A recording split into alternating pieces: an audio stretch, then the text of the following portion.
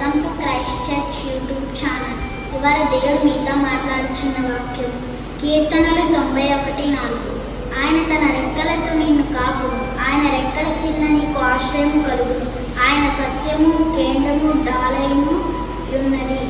కోడి తన పిల్లలని అపాయం నుండి తన రెక్కల చాటున ఎలా భద్రపరుచుకుందో దేవుడు మనల్ని కూడా అలాగే భద్రపరుచుకున్నాడు. తన రెక్కల కింద ఆయన మనకి ఆశ్రయం ఇచ్చుకున్నాడు. మనం ఏ శ్రమల్లో ఉన్నాను, బాధల్లో ఉన్నాను, ఆయన మనకి సత్యమై కేడమై దాడునై ఉన్నాడు. ఈ చిన్న వాక్యం నేను ఫలించుకున్నాను. ఆమేన్.